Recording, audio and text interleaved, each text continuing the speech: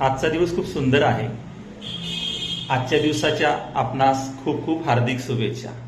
आपलं मन दररोज स्वच्छ, आनंदी आणि पवित्र राहील याची आपल्याला दररोज काळजी घ्यायची।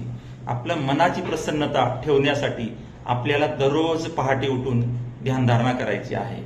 एक सकाळच्या प्रसन्न ऊर्जेने आपल्याला दिवसाची सुरुवात करायची। आपलं शरीर सुंदर आकर्षक ठेवण्यासाठी दररोज शारीरिक कसरत सुद्धा करायची आहे।